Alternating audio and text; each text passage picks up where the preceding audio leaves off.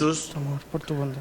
rogamos a tu Espíritu para que Él hable a nuestros corazones a través de tu palabra y puedas usar la vida de mi hermano Abel para, Señor, animarnos al amor unos a otros, para animarnos, Señor, a ser como Cristo.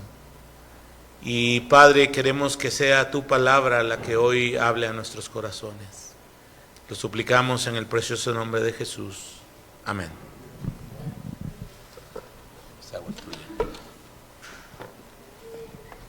¿Cómo están, iglesia? Sí, me siento un poco desorientado y casi no me paro aquí. Pero bueno, ya estamos. ¿Cómo están? ¿Bien? Qué bueno, eso es algo muy agradable. Poder saludarlos desde aquí, es que a veces no es tan fácil estar saludando a cada uno, pero desde aquí les extiendo un caluroso saludo. Dios les bendiga y pues bueno, vamos a tomar este tiempo para seguir hablando de la palabra de Dios. Y en esta ocasión tenemos la oportunidad de compartir a partir del verso 8 al 14 del capítulo 13. Ya nos comentaba nuestro hermano Miguel acerca de lo que ya estuvo hablando, ¿sí? A manera de introducción, la entrega pasada tuvimos la oportunidad de estudiar esos 7 primeros versículos del capítulo 13 a los Romanos y aprendimos 3 principios. Todos ellos están relacionados de forma conjunta con los deberes. ¿Te acuerdas de ellos? Te voy a decir, a lo mejor no te acuerdas porque la última entrega fue a finales de noviembre, entonces es muy probable que no te acuerdes. Pero son 3. Dios es el origen de toda autoridad. Dios establece la autoridad con el propósito de ser su servidor y el cristiano debe ser un buen ciudadano, hablando en términos civiles, de cara a la enseñanza que nos da Pablo. Para entrar rápidamente en contexto, hermanos, desde el capítulo 12 hasta aquí que hemos estudiado, hemos podido ver aspectos de la vida cristiana relacionados con un tema muy particular y tiene que ver con los deberes. El título del capítulo 12, de hecho, si vas a tu Biblia en la versión Reina Valera, el editor tituló este apartado como deberes cristianos. Y si te das cuenta, el capítulo 13 no trae ningún otro subtítulo o título. ¿Eso qué quiere decir? Que bueno, es un compendio de 2 capítulos que buscan enseñarnos de qué manera nosotros podemos encontrar en este apartado el tema de los deberes, ¿sí? Y vamos a pasar de una vez, voy a pasar las diapositivas y voy a hacer énfasis en cada uno de los versos. Permíteme leer, si quieres ayudarme a leer con tu vista solamente en esta ocasión. Vamos a buscar el capítulo 13 del libro de Romanos, por favor, y solo con tu vista. ¿Amén? Gracias a Dios. Bueno, voy a dar lectura, hermanos. No debáis a nadie nada, sino el amaros unos a otros, porque el que ama al prójimo ha cumplido la ley. Porque no adulterarás, no matarás, no hurtarás, no dirás falso testimonio, no codiciarás, y cualquier otro mandamiento. Esta sentencia se resume: amarás a tu prójimo como a ti mismo. El amor no hace mal al prójimo, así que el cumplimiento de la ley es el amor. Muy bien.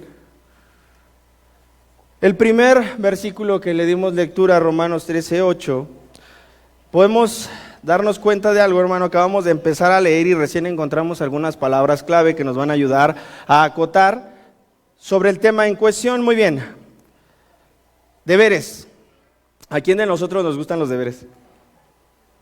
Papás, ¿a quién le gustan los deberes?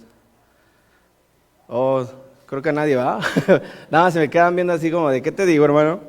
Bueno, es curioso porque no sabemos en qué momento se volvieron tan necesarios. Creo que, si no estoy mal, desde pequeños nuestros padres nos han enseñado a tener deberes. ¿Por qué? Porque estos buscan un propósito en sí mismos, ¿sí? Permítanme platicarles un poco acerca de esta palabra. Un deber puede ser comprendido como una responsabilidad de 2 tipos, ¿cuál? Moral y en casi todo el tiempo jurídicamente también encontramos la palabra deber asociada. A este se le atribuye a cualquier persona que puede ser susceptible, es decir, a un sujeto que puede recibir derechos y obligaciones. Tras esta pequeña definición se desprende que el deber como obligación tiene un amplio margen de estudio, incluso para los juristas en todo el mundo. Es decir, que el deber y la obligación prácticamente van de la mano, no son lo mismo.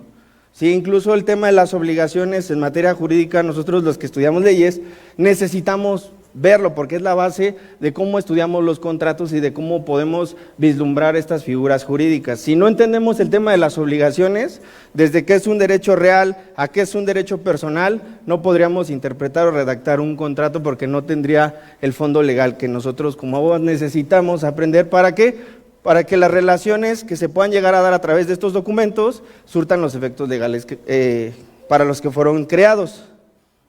¿Ok? Ahora bien, no quiero darte una clase de derecho, hermano, no es mi intención, pero de pronto el pastor, las asignaciones que me ha dejado se parecen mucho a algunos conceptos, entonces veo la necesidad de abordarlos, no con la intención de desviar el tema, pero sí es importante que entendamos que los deberes regularmente están supeditados o sujetos a dos personas, ¿sí? Dos individuos capaces jurídicamente de poder recibir una obligación. Sí, a uno le llamamos deudor y al otro, ¿cómo se le llama? Acreedor. Fácil, ¿sí? O sea, es muy sencillo. Cuando tú vas y compras un vehículo, tú te conviertes en deudor y quien te lo vende se transforma en un acreedor. Entonces, podemos ver que la obligación presume la base de un negocio o un acuerdo de voluntades. No sé si hasta aquí estoy siendo claro, espero que sí. Si tienes alguna duda y no tengo problema, me levantas la mano, hermano, no te entendí, y rapidito vemos si podemos resolver la cuestión. Regularmente no existe una forma legal para evadir un deber, esa es una de las características importantes. No existe una forma jurídica que nos permita salirnos por la tangente. Incluso, jurídicamente hablando, cuando nosotros contraemos un deber, una obligación a través de estos documentos, y no hay un cumplimiento legal, existe algo que le llaman derecho de daños o derecho extracontractual, es decir, situaciones que se desprenden de la primera obligación y que después derivan otra obligación. Es decir, cuando no cumplimos cabalmente con algo que está estipulado, hablando por ejemplo de créditos, ¿qué es lo que sucede? Pues te metes en otro tema y a ese otro tema le conocemos como mora o atraso. ¿Sí? ¿Por qué te cuento todas estas cosas? Simplemente para que podamos tener un entendimiento más claro acerca del deber. Y tiene que ver puntualmente con las características bajo las cuales Pablo habla acerca de estos temas. Si tú te vas a todo el Nuevo Testamento e indagas dentro de las cuestiones relacionadas con las cartas que escribe Pablo, incluso lo que escribe Pedro, lo que escribe Juan, no vas a encontrar tantos tecnicismos como los que hay en la carta a Romanos. Es decir, que su contexto tiene un propósito, ¿sí? Como al ser la capital del Imperio Romano, el tema de los derechos civiles era una obligación que todos los ciudadanos romanos tenían que cumplir, ¿sí? Para los que pasaban y se quedaban a vivir ahí, el gobierno romano los dejaba habitar en Roma, pero les decía, ok, tú no eres romano, te voy a hacer acreedor de derechos y algunas obligaciones, pero te voy a mantener al menos 100 millas lejos de la capital. A eso se les llamaba peregrinum o peregrinos, ¿sí? Entonces vemos que Pablo es muy punzante al momento de hablar de estos temas, y no tanto por las cuestiones civiles, sino que a través de las cuestiones civiles nos enseña, y hoy vamos a aprender dos cosas, acerca del amor y acerca del cumplimiento de la segunda venida y la forma en la que nosotros vamos a encontrarnos con nuestro Señor. Amén. Ok, verso 8. No debáis nada a nadie, sino el amaros unos a otros, porque el que ama al prójimo ha cumplido la ley. Notemos cómo Pablo, de forma intencional, lleva a los lectores en Roma a encontrar que el deber en este punto de la epístola presenta un doble sentido.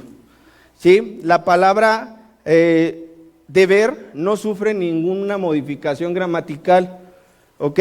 A estas palabras dentro de la gramática se les conoce como polisémicas, no sé si sabías eso.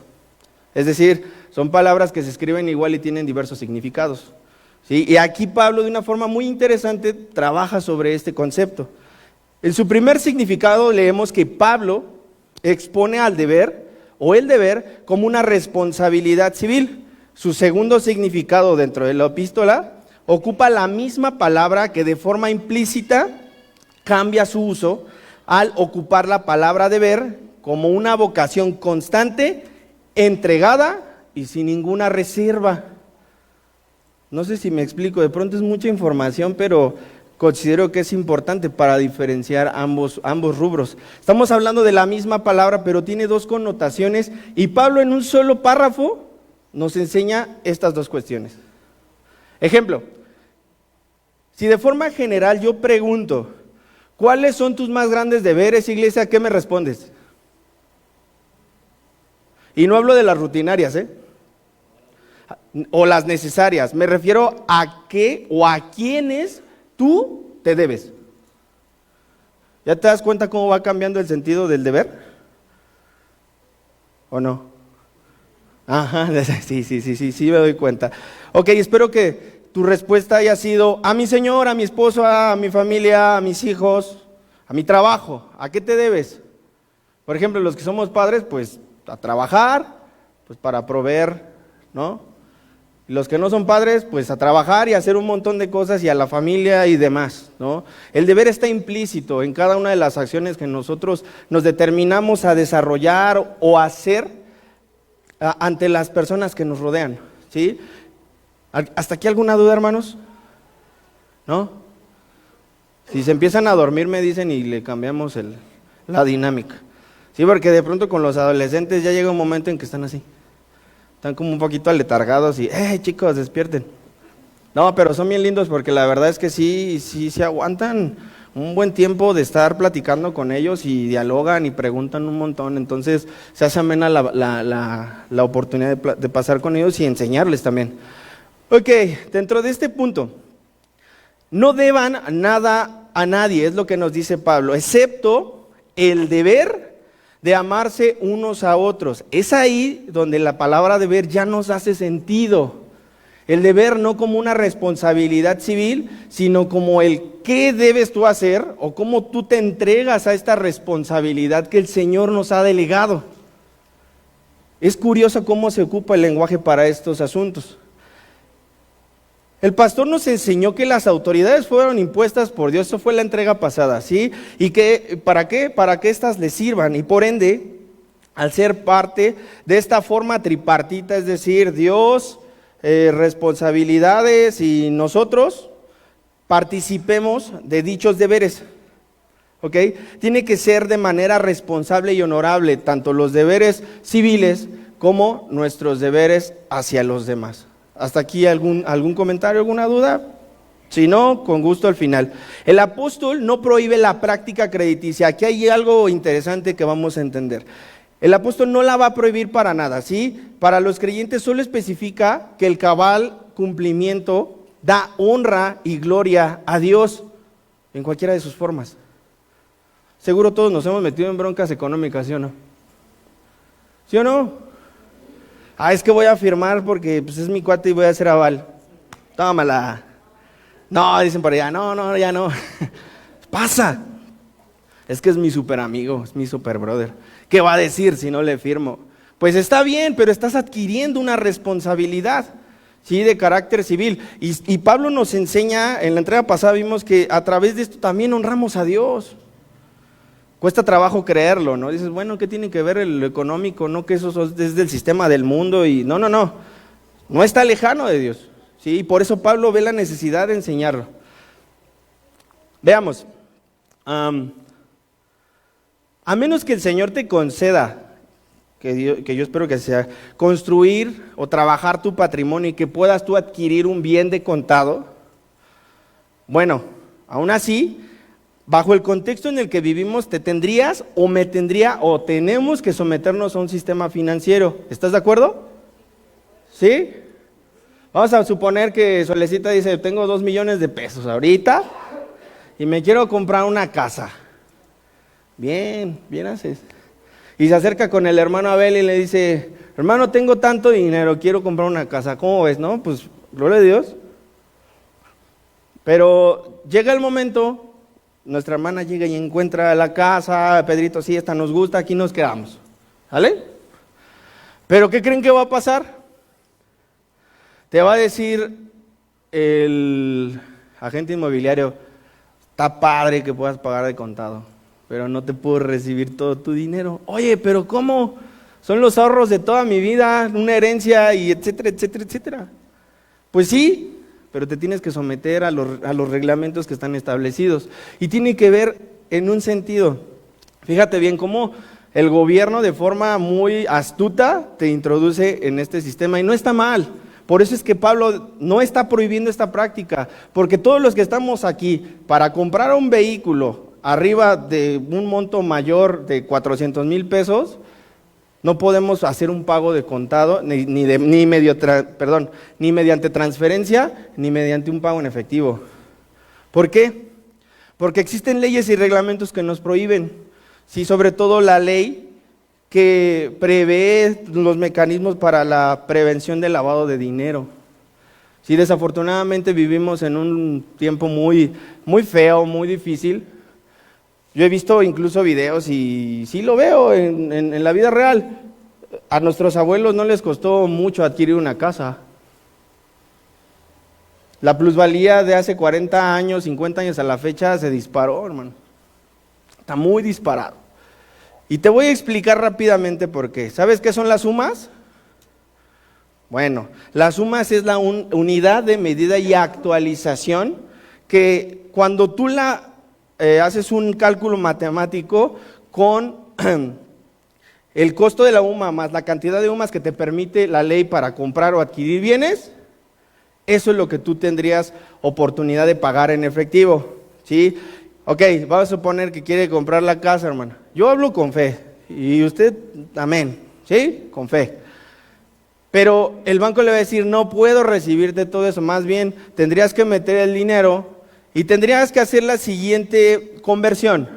3,210 UMAs multiplicado por 108.57, que es el valor de cada UMA, nos dan aproximadamente 385,000 pesos.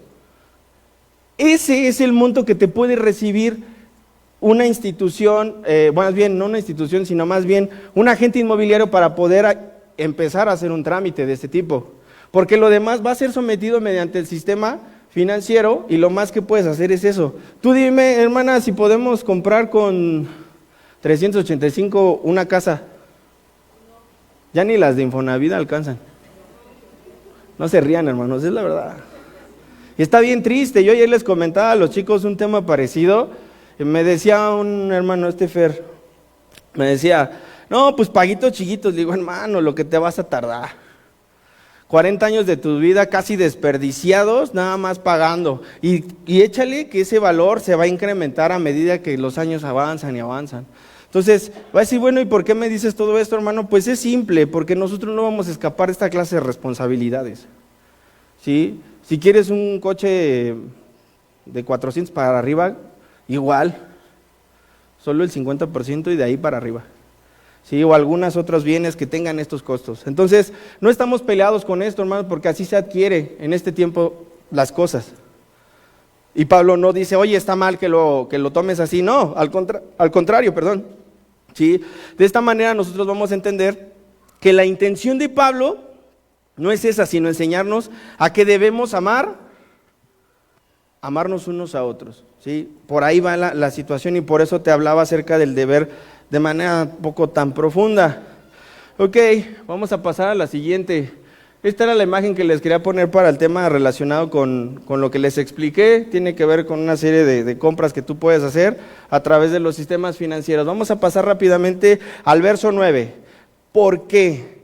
No adulterarás, no matarás, no hurtarás, no dirás falso testimonio, no codiciarás y cualquier otro mandamiento. Esta sentencia se resume en: amarás a tu prójimo como a ti mismo. ¿Te acuerdas quién dijo esto? ¿Quién? Jesús, ¿sabes dónde está? Mateo 22, 37, 40. ¿Recuerdas que un fariseo intérprete de la ley se acerca con él y con la intención de tentarlo y ver su respuesta le dice: Maestro, ¿cuál es el gran mandamiento de la ley? Jesús dijo: amarás al Señor tu Dios con todo tu corazón y con toda tu alma y con toda tu mente. Este es el primero y grande mandamiento, y el segundo es semejante: amarás a tu prójimo como a ti mismo. De estos dos mandamientos depende toda la ley y los profetas. Y dentro del contexto de lo que les acabo de compartir, en Mateo no pudo tentarlo o no pudo buscar el error en la forma en la que le contesta Jesús. ¿Sí? Ahora, este es el meollo del asunto: amarás a tu prójimo como a ti mismo. Pregunta: ¿cuánto te amas? Te paras en la mañana y te ves en el espejo y dices: ay, ¿cuánto te amo? No creo, ¿ah? O sea, no. Pero, ¿qué haces? ¿Cómo sabes que te amas a ti mismo? ¿Cómo sabes? Hacen cara de que, qué pregunta tan extraña, hermano. Pero es que aquí lo dice, la palabra de Dios dice: como a ti mismo vas a amar a tu prójimo. ¿Cómo te amas? Dándote tus lujitos. Ok, ¿cómo lo haces? Una de las reglas del método inductivo es observar. Si antes de llegar a la interpretación y a una aplicación hay que observar. Si observas este pasaje y te preguntas así de forma retórica: ¿cómo me amo? Interesante, es retórica, respóndete tú. ¿Sí? Primero, la palabra sentencia, está marcada en amarillo, tiene características muy particulares. Una de ellas es que una vez que estas son emitidas por un máximo tribunal, en donde sea, desde la ONU, incluso el Vaticano tiene sus propias reglas, aquí nosotros a través de nuestra Carta Magna, etcétera. Una vez que el máximo tribunal emite la sentencia, no va a existir algún recurso que las nulifique, ni de revisión, ni las va a abrogar, ni nada. Cuando el máximo tribunal emite sentencia, se acabó. ¿Sí? Esa es una de las características de una sentencia. Otra característica es que el contenido de una sentencia se estructura de forma razonada bajo elementos legítimos que cumplen todas las formalidades expresadas en las leyes. ¿Sí? Entonces, aquí Pablo nos explica que el Señor sentencia el tema de toda la ley. Recordarás que a los judíos les encanta hacer más ley fuera de la palabra de Dios. Bueno, fuera de toda ley, esto es lo correcto, esto es una sentencia, esto no tiene error, esto no tiene margen de, oye, es que me gusta. No. A ver, yo sé que hay muchas cosas que no nos gustan. Y si abriéramos la palabra de Dios y arrancáramos lo que no nos gusta, nos quedaría una Biblia así. Esto sí, esto no, esto más o menos, así somos. ¿Sí? No lo vamos a negar. Ok, son características de una sentencia. Segundo, ¿recuerdas que hace unos meses estudiamos el carácter rígido de los judíos que se encontraban en Roma y las diferencias que tenían con los cristianos dentro de la iglesia? Pues es la misma cuestión, ¿sí? Hay una rigidez y esto se explica a los fariseos para hacerles entender que las leyes y todo lo que los profetas les dieron se trata de amar al Señor y amar al prójimo. ¿Sí? Rompe con todos esos estigmas a través de esta sentencia. Y tercero, en consecuencia, Pablo cierra su argumento de la siguiente manera. Cito: el amor, ¿es correcto? ¿Qué dice ahí? El amor no hace mal al prójimo, así que el cumplimiento de la ley es el amor. Vas a decir: hermano, y dale con el amor. Pues hermano, es que esto es lo que viene en la palabra. ¿Sí? Si te das cuenta, no solamente él, y ahorita vamos a ver que no solamente Pablo habla acerca del amor. El amor cumple con las exigencias de la ley de Dios, en resumidas cuentas, a este pasaje. ¿Ok? Pablo escribió, y este es un apunte, la epístola a los romanos cerca del año 57, cuando se encontraba en Corinto, cerca de su tercer viaje misionero. Pues las cartas de primera y segunda a los Corintios se escribieron 2 años antes. ¿Esto qué nos enseña? Que la premisa y la forma tan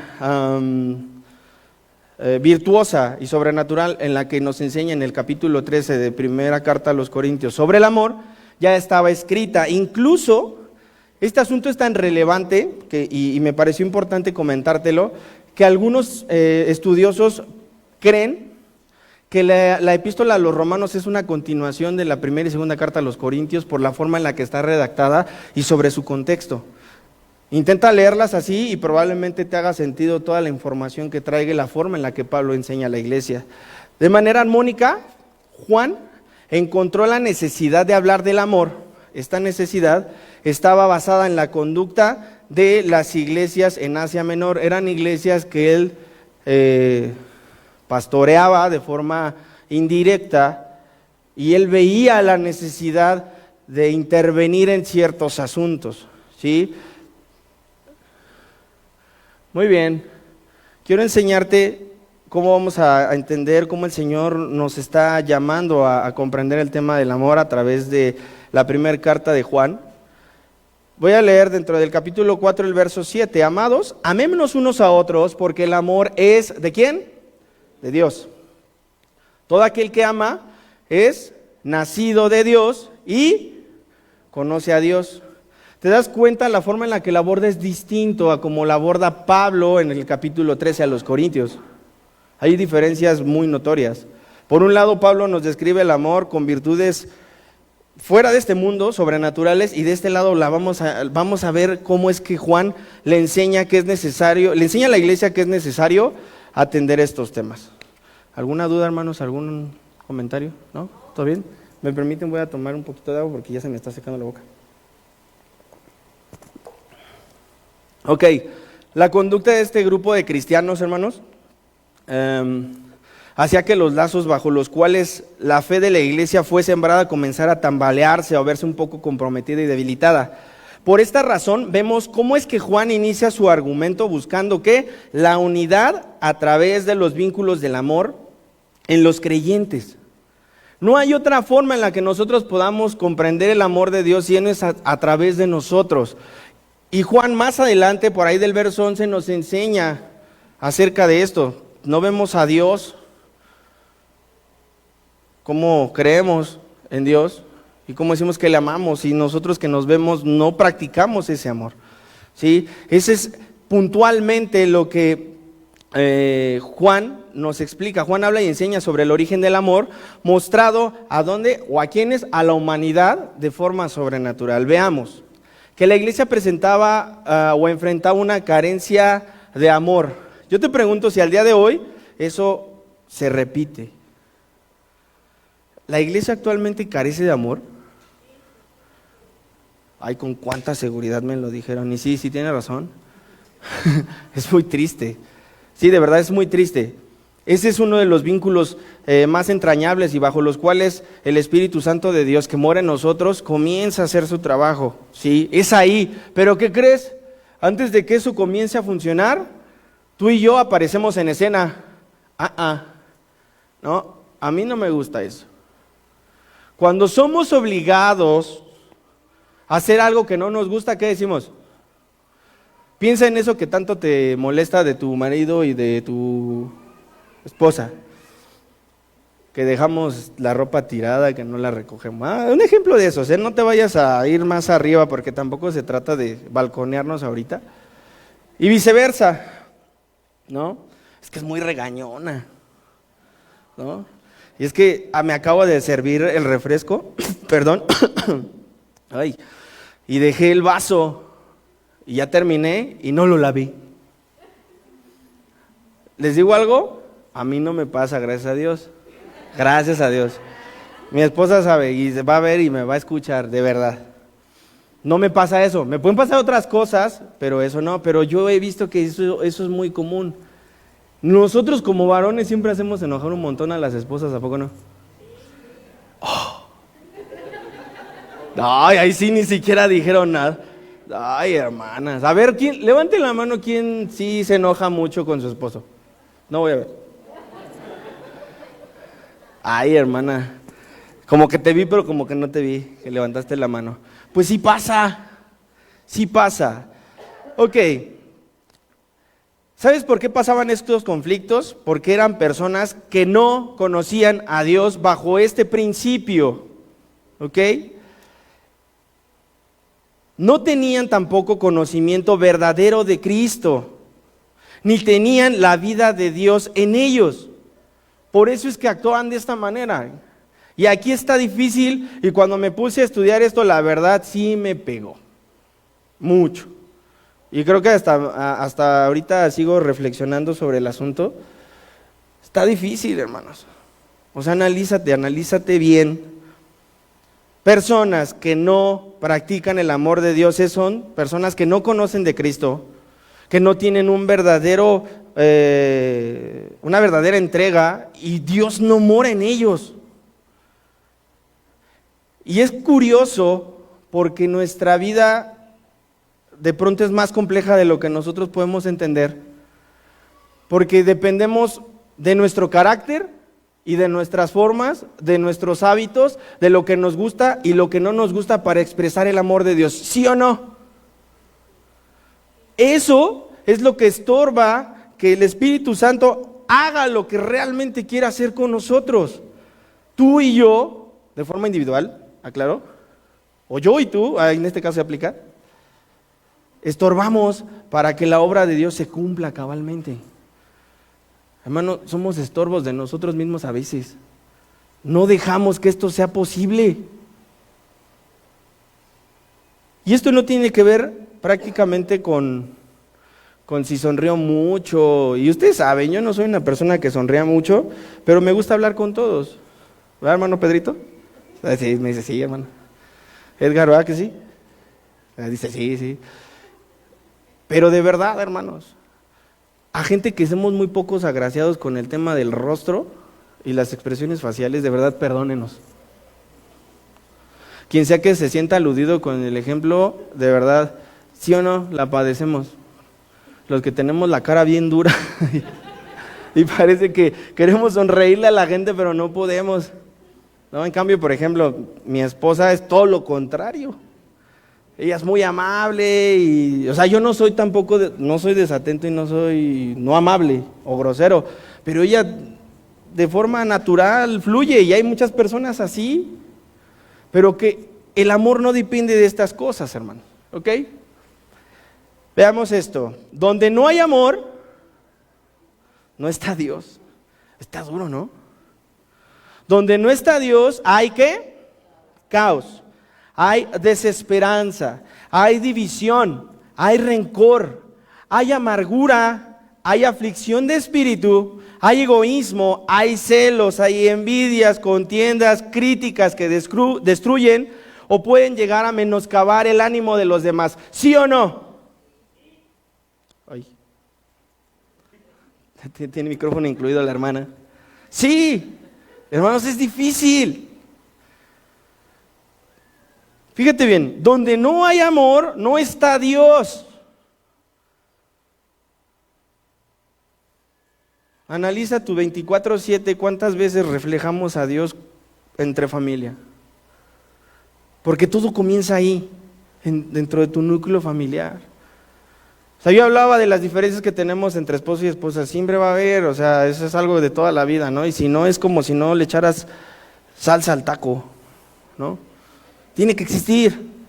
Pero a ver, ¿qué va de que te corrija por algunos temas sencillos a que todo el tiempo haya contiendas? ¿Sí? Actualmente el índice de divorcios es muy alto. El compromiso entre matrimonios actualmente es muy bajo. Prefieren irse a vivir juntos que casarse. Dicen, ay, yo no me caso. ¿Pero qué creen? Tienen hijos y legalmente eso ya es un matrimonio. Ya se adquieren responsabilidades. ¿Sí? Entonces, eso es importante, hermanos. Donde no hay amor, no está Dios. Analicemos eso para nosotros. Si hay esto en nosotros, pues no debería de haber nada de contiendas ni críticas. Te puedes equivocar, me puedo equivocar, sí.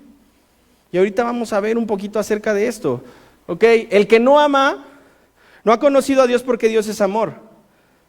Aquí está la respuesta, hermanos. El amor no está basado en sentirnos bien todo el tiempo, en abrazarnos y lo que les decía, estarnos sonriendo todo el tiempo, ¿sí? El amor se refleja una postura constante y determinada a hacer lo bueno. Repito, el amor refleja una postura constante y determinada a hacer lo bueno. Cuando tú te determinas es que conscientemente sabes lo que vas a hacer y vas a buscar alcanzarlo.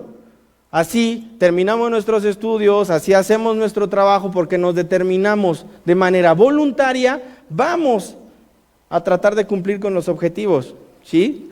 Entonces, si el amor refleja una postura constante y que se determina a hacer lo bueno, porque quien ama, anhela parecerse ¿a quién? A Cristo. Y ahí está la cosa, ¿no?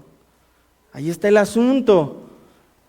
De verdad, hermanos, a veces estamos tan ensimismados en nuestras rutinas que esto nos desvía del propósito, ¿sí? No hacemos esas introspecciones que se requieren. Podremos equivocarnos, pero nos retractamos y pedimos perdón. Cuando conocemos al Señor eso pasa, ¿sí? Nos vamos a equivocar. ¿Te equivocas? ¿Me equivoco? Sí. Y pedimos perdón al ofendido. Podemos caer, pero ¿sabes qué? En el nombre de Cristo nos levantamos y seguimos avanzando.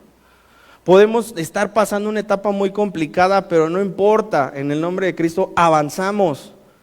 Sí, pero eso depende cuando Cristo está en nosotros y cuando el amor de Dios mora en nosotros. ¿Por qué? Porque conocemos a Dios y si conocemos a Dios, le amamos como Él nos ha amado, ya lo vimos en el pasaje anterior. Y si amo a Dios, amo a mi prójimo, no importando lo que el resto de las personas digan de Él. Es decir, para nosotros tal vez sea muy fácil relacionarnos porque aquí estamos y hablamos todos y de forma muy, es que no es costumbre, tiene otro nombre, pero de forma muy común nosotros tenemos un lenguaje con el que nos regimos. Nos decimos hermano, hermana. ¿Por qué somos hermanos?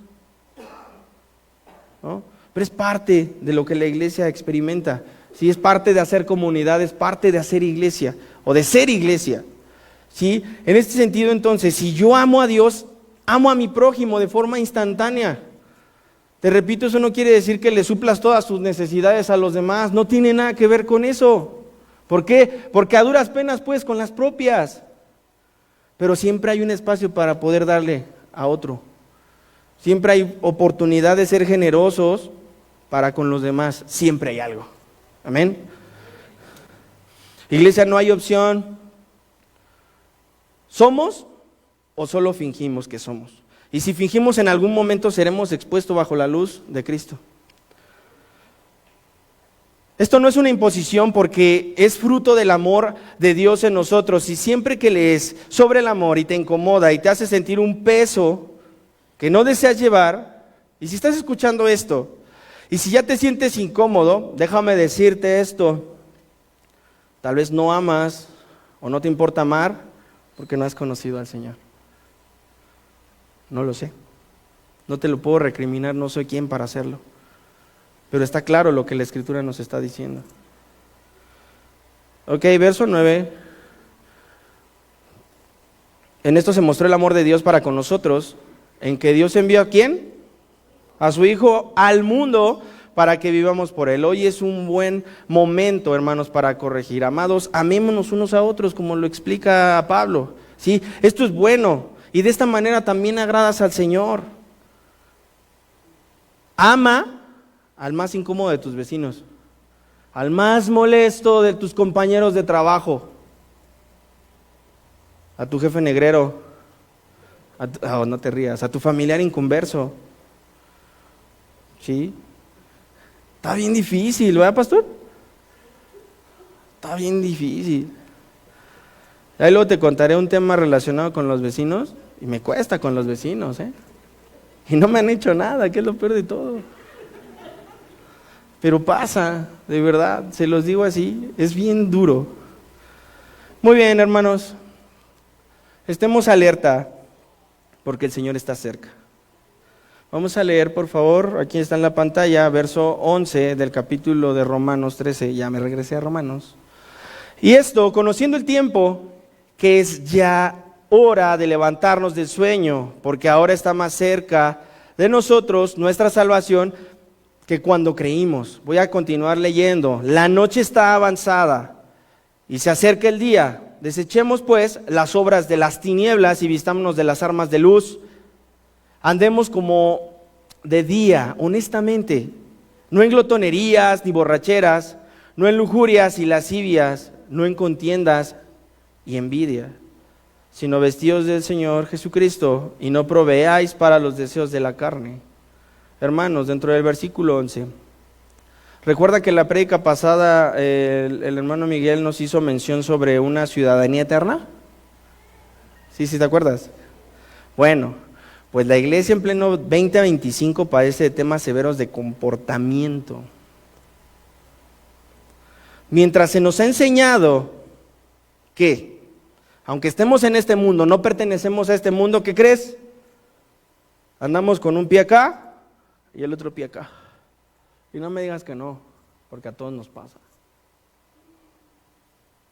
Sí, a todos nos pasa. Te voy a poner un ejemplo. ¿Quién trabaja en una empresa grande? Levante su mano así. ¿Quién levanta en una empresa grande? Una empresa. Sí, varios trabajan en empresas. Ok. ¿Qué hay en las empresas? De operadores, auxiliares, pasantes, gerentes, mandos medios, supervisores, coordinadores, directores, bla, bla, bla, bla, bla, bla. ¿Sí? Bueno, pero siempre hay una personita que llega tarde, que se quiere ir temprano, que nada más está esperando a la hora de comer. ¿Sí o no? ¿Sí, ya llegan? ¿Aquí vamos a comer? Pero ya traen el desayuno, no sé si has visto, que ya están comiendo en el lugar. Bueno, X, ¿no? Pero bueno, avanza el día, comen, ¿a qué hora nos vamos? Híjole, nos faltan 4 horas, 3 horas. Ay. Se sientan y a veces hacen que trabajan y no trabajan. Sí. Desafortunadamente estas personas permean su conducta y dañan a otros. Porque incluso dejan trabajo pendiente para que otros lleguen, yo ya me voy, ya son las 6, vámonos. Ya, me voy. Ya hazle como quieras. Y hasta se esconden del jefe para que no los vea. Salen corriendo. Yo sé que a veces te causa empezar el tema del trabajo, pero mira, estas personas, le voy a llamar así, es invención mía, no vayas a pensar que lo tomé de algún lugar, pero vamos a ponerle el complejo del godín. ¿Sabes qué es un godín? ¿Por qué te ríes, hermano? Sí los hay, sí, el término godín es muy curioso. Y tiene que ver con estas personas que tienen esta conducta, ¿sabes? Bueno, te platico, si este complejo de godín lo traslado a la iglesia y lo permeamos dentro de los servidores, ¿qué crees que pase? El servidor se malacostumbra y se comienza a convencer de lo que la otra persona le dice, y en lugar de convertirse en un servidor o en un líder, se convierte en un activista. ¿Sí? ¿Sabes cómo les llama el Señor a estas personas que nada más sirven por servir y no tienen una conciencia clara ni un compromiso firme con el Señor? Asalariados. Dice la Escritura que el asalariado ve el peligro y ¡vámonos! Como el godín, ¿no? Ve la hora de salida y como el Pedro Picapiedra, ya va, vámonos. ¿Sí o no? ¿Sí pasa? Sí, espero que no lo hayamos hecho alguna vez. Yo me acuerdo, no, porque mi trabajo no me permite ser godín. Sí, yo saliendo te contesto teléfonos, etcétera, etcétera. Sí, yo no tengo un horario específico. No por eso no quiere decir que no pueda yo caer en un asunto de esto. O sea, claro, van a decir, el hermano pone sus ejemplos y pues se sale del ejemplo. No, vamos a entender esta cuestión. Sí, estos activistas, te voy a decir algo, y lo dice el Señor, no aman a la grey del Señor. No solamente el pastor es el único obligado a amar y abrazar su ministerio. Tú y yo tenemos esa responsabilidad.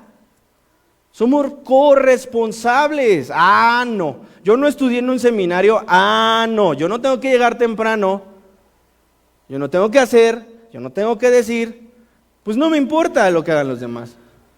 Yo llego a la hora que creo que voy a llegar y se acabó. Tan tan. Mal. Muy mal. Estamos haciendo mal. Nos estamos convirtiendo en godines o activistas o asalariados de acuerdo al concepto bíblico. Estamos haciendo malas cosas. Y esto no lo enseña el Señor. Es fácil voltear al pastor y ver a su familia y con la mano en la cintura decir, pues ellos tienen la obligación de que las ovejas se vayan. Ajá, ¿me lo juras? ¿Me lo prometes? Créeme que no. Nosotros somos los responsables de que la gente se quede o se vaya. Tú y yo. Tú y yo. Ay, es que no los discipularon bien. Pues discipúlalos tú. Dices que ya tienes 20 años en el evangelio y es que me da pena hablar y no sé qué. Yo nada más aquí. No, a ver. El Señor te va a demandar lo que ha puesto en ti. Si te dio un talento, te dio 2, te dio 4, te dio 5, tú sabrás lo que haces con él. Pero si te sigues y si me sigo comportando como un activista o como un asalariado, ¿qué crees que va a pasar? El Señor no lo va a demandar. Ahorita se nos hace muy fácil, nos vemos, ahorita ya sabes que vas a saludar a tu hermano, si hay taquitos sales a comer taquitos y te vas. Haces tu rutina para el día de mañana, por cierto, mañana no hay labores. Si te hacen trabajar, que te lo paguen doble, pero es que es así, no te pueden pagar, no, ahí sí, eso no entra dentro del concepto de Godín, Aguas, si los patrones te quieren engañar, ahí no consientas, como diría la Escritura. ¿Estamos? Hermanos, se ríen demasiado, parece que estoy contando chistes. Es que a veces la verdad hay que tomarla con cierta gracia, ¿no? Pero hay que ser conscientes de lo que estamos dejando de hacer, hermanos. No seamos así. De verdad, nosotros dañamos a la grey de Dios. Fíjate, ¿tú conoces algún pastor que tenga más de 20 años en el ministerio? Solo di sí o no. ¿30 años en el ministerio? ¿40 años en el ministerio de sí o no? Claro. ¿Y qué crees que lo mantiene ahí? ¿Nuestras sonrisas? ¿Nuestros abrazos? No. Ellos abrazaron el ministerio. Y ellos se ocupan de una forma muy ferviente. Y no les va bien. Es un ministerio muy solitario. Para nosotros es bien fácil decir, que ellos lo hagan. Hermanos, no dividamos, seamos pacificadores. Practiquemos la ayuda mutua y esperemos con gran anhelo que nuestra redención está cerca. Amén. Verso 12. La noche está avanzada y se acerca el día. Desechemos pues. Ok. ¿Qué pasó ahí? Como que se trabó. Sigamos. La noche está avanzada y se acerca el día. Desechemos pues las obras de las tinieblas y vistámonos ¿de qué? Las armas de luz. El Señor habla aquí de una forma muy importante. Apocalipsis 3:20. He aquí yo estoy a la puerta y llamo. Si alguno oye mi voz y abre la puerta, entraré a él y cenaré con él y él conmigo. Date cuenta, Pablo habla acerca de una cena y el Señor habla acerca de cenar contigo. ¿Por qué? Porque es el último tiempo. Va a decir, oye, pero desde chiquitos vengo escuchando que el Señor ya viene, pues así está la cosa. Voltea a ver a tu alrededor, la maldad está incrementando, todo parece que no tiene sentido. Pero el Señor habló de estas cosas. Pablo se refiere al cierre del día como con la aparición del manto nocturno, es decir, de la noche, para hacer una clara referencia al tiempo que se acerca, hermanos.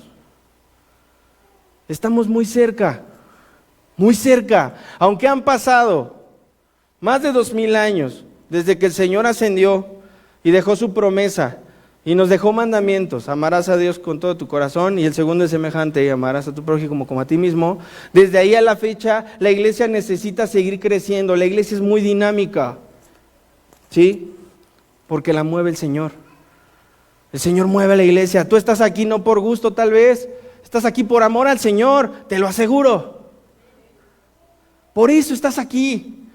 Ya lo dijo el pastor, tampoco te levantas con muchas ganas los domingos. A veces es difícil, Pero estás aquí porque amas al Señor, independientemente de tus necesidades. En tu subconsciente más remoto, yo sé que amas al Señor. Yo sé que amas al Señor. Amamos al Señor, ¿por qué? Porque Él nos amó primero. ¿Sí? Ya sea que nos toque o no, encontrar al Señor en las nubes. Gloria a Dios por eso. Y no que no nos toque en el hecho de que nos perdamos, sino más bien, si seamos arrebatados o el Señor nos resucite. Cualquiera que sea la forma, hay que vivir amándonos unos a otros, creyendo que el Señor está cerca y sabiendo que tenemos que compartir con los demás y que nuestra forma de ser es reflejo del amor de Dios en nosotros.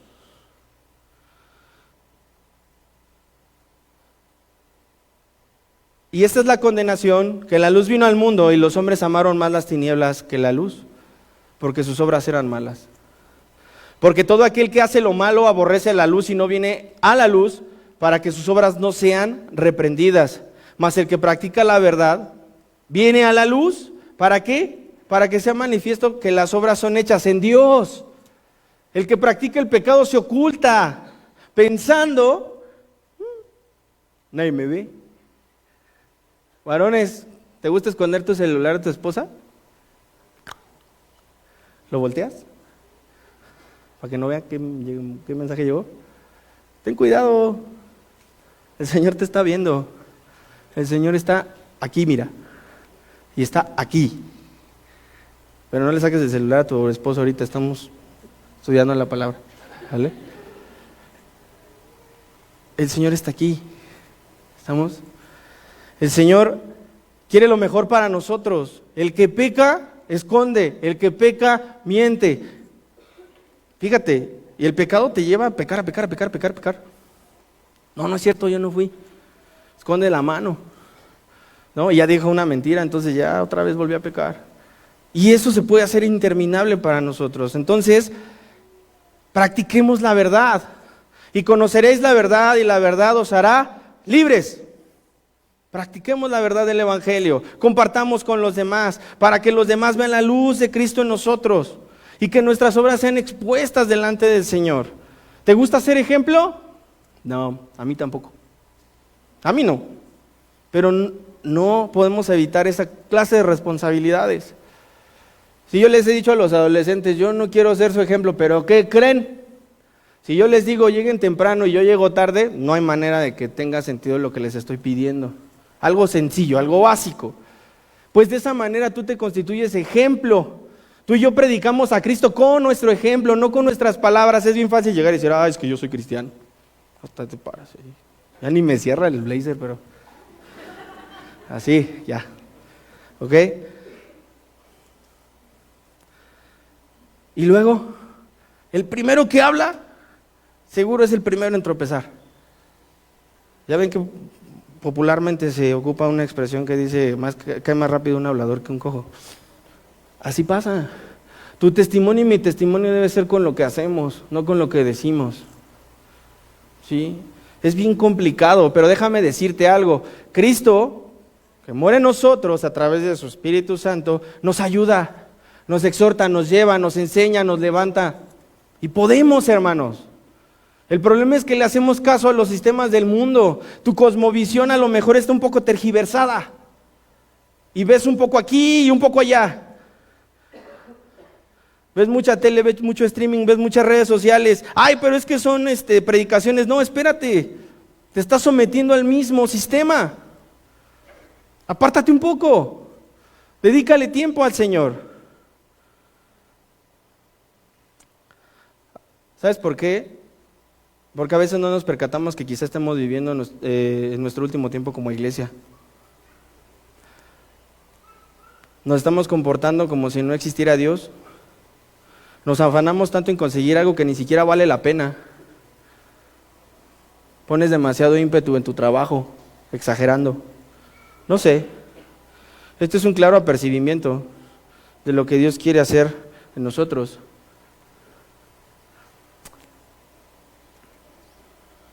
¿Qué dice aquí, amados? ¿Andemos cómo? Ayúdenme a leer.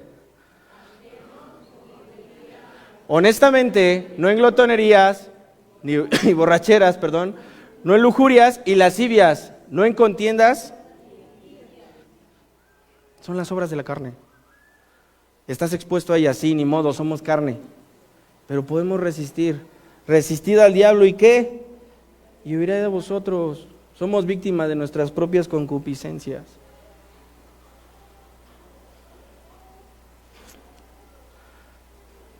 Voy a ir concluyendo. ¿Recuerdas a Acán? ¿O la historia de Acán? ¿Sí? ¿En dónde está, hermana? Ay, en la Biblia, exacto. ¿Le ayudo un poco? Le voy a ayudar un poquito. Josué 7. Ahí está. Oiga, esa es una respuesta literal, o sea, no veo por qué no sea cierto. Ok, rápidamente, durante la toma de Jericó, tenían una instrucción clara de parte del Señor. Vas ahí, terminarás y vas a exterminar esa ciudad y no vas a traer nada, porque si tú te llegas a traer algo o tomas algo que no corresponde, vas a traer maldición al campamento. Claro, sencillo. Va todo el pueblo, el ejército entra, bum, bum, bum, bum, bum. Pero comienzan a pasar cosas al pueblo, le empiezan a pasar situaciones que de alguna manera no son correctas, empiezan a perder en batalla, algo que no está bien. Josué va y consulta al Señor y le dice, Señor, ¿qué está pasando? El Señor ni siquiera se tardó, le dijo, está pasando esto y hay que resolverlo ya. Tienes que buscar a la persona responsable. ¿Por qué? Porque trajo maldición de este lado.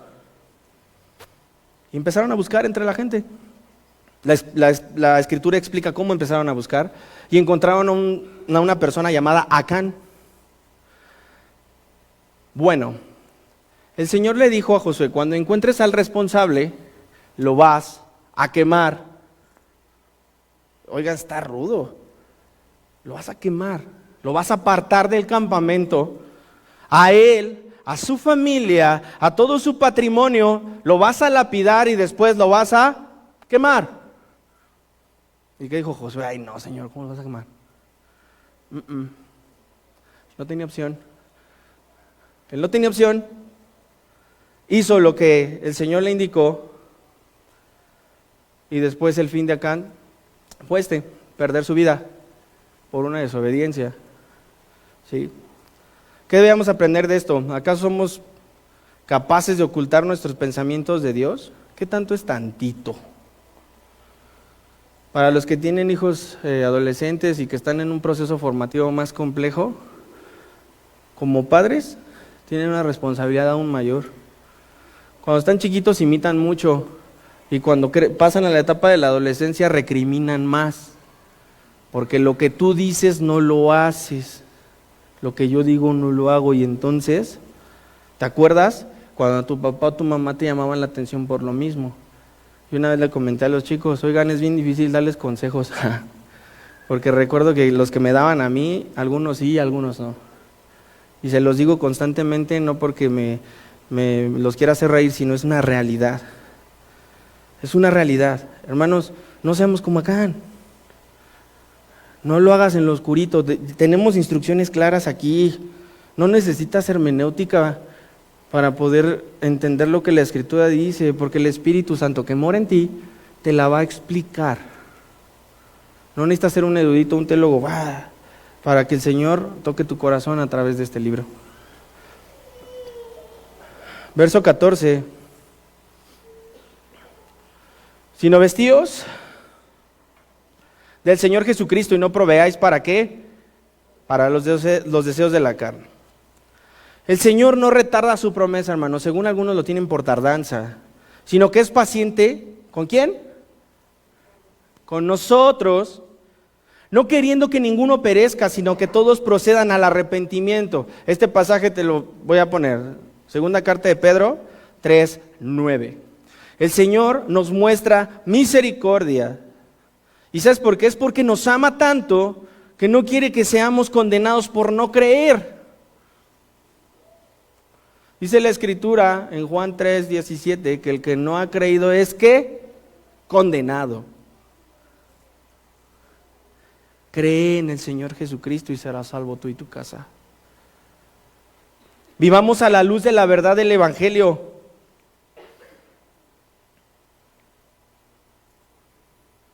Corrijamos o enderecemos nuestra vida. No vivamos como si fuésemos autosuficientes, porque ni tú tienes potestad sobre tu vida, ni yo sobre la mía, ni sobre tu salud, ni yo sobre la mía, ni de tu trabajo. Tenemos que depender del Señor. El Señor te dio talentos naturales, úsalos, sí, deleítate en ellos, es bendición de Dios, pero ponlos a sus pies para que edifiques a la iglesia, para que edifiquemos juntos a la iglesia. Si no quieres nada con el Señor, está bien, llegará tu momento, pero espero que no sea demasiado tarde. Si crees que puedes hacer lo que sea sin ser juzgado, criticado, señalado, déjame recordarte que nada de lo que pienses o hagas está lejos del conocimiento de Dios. Y todo lo bueno o malo será tomado en cuenta, ¿sabes cuándo? Aquel día en el que comparezcamos ante el gran tribunal de Cristo. ¿Te imaginas esa escena? Paz, ¿te imaginas esa escena? Toda la humanidad que existió, los presentes y los que están por venir, delante del trono blanco, ajustando cuentas. Hermanos, es un tiempo de refrigerio. Es un tiempo en el que nosotros necesitamos vivir en la luz del Evangelio. Necesitamos amar al Señor con todo nuestro corazón. Y si has tenido errores, mira, no te preocupes, hoy es el momento de corregirlos. Tú te conoces perfectamente. Cuando quieras conocer a tu pareja, pueden pasar 30, 40 años de matrimonio y a lo mejor nunca terminas de conocerlo. ¿Estamos? Pero el Señor hoy nos está llamando a esto, a amarnos unos a otros. Y que no olvidemos que el precio pagado en la cruz es la muestra de amor más grande. Y que solamente nosotros la desdeñemos nada más porque no la creemos, está bien. Pero eso fue real, el Señor entregó su vida. Es más, hoy tomaste los emblemas. Dice la Escritura que el que toma y come de forma indigna, juicio acarrea sobre sí. Si no perdonamos, si no buscamos, si no nos equivocamos, es como un bebé, caminan los bebés y se caen a cada rato y dice, ya no corras, ya me han visto, hermano, que mi gordo se cae luego de su propia altura. Digo, ¿cómo es posible? Pero pasa. Así tú y yo nos caemos, pero nos vamos a levantar en el nombre de Cristo. Y la segunda cosa que es muy importante, de la que nos habla Pablo, es estemos firmes y atentos, porque Cristo viene. Vamos a orar. Padre, te damos gracias en el nombre de Cristo Jesús por todo el amor y la bondad que nos muestras cada día. Gracias porque a pesar de nuestras fallas, tú nos das la oportunidad de reconciliarnos y encontrarnos contigo cada vez que vamos a tu bendita palabra. Gracias por este tiempo, Señor, en el que podemos reflexionar y podemos encaminarnos nuevamente a tu verdad, Señor. Tú nos has salvado, tú nos has rescatado y tú nos has dado la oportunidad de conocerte, Señor. Permítenos seguir creciendo, permítenos seguir avanzando, permítenos seguir conociendo cada vez más de ti, Señor, y que podamos presentarnos delante de ti para amar a la iglesia, para colaborar en las actividades, Señor. Queremos formar parte de esto y no solamente así, Señor, sino llevar a más personas delante de ti, a tus pies, Señor, que podamos ayudarlos en todo lo que sea posible, que tengamos un corazón generoso y que de esta manera esperemos con fe tu segunda venida. Padre, te damos muchas gracias por este tiempo. Bendice a tu iglesia, suple necesidades y en este tiempo te rogamos que obres de forma especial en cada uno. Padre, gracias te damos en el nombre de Cristo Jesús. Amén. Amén.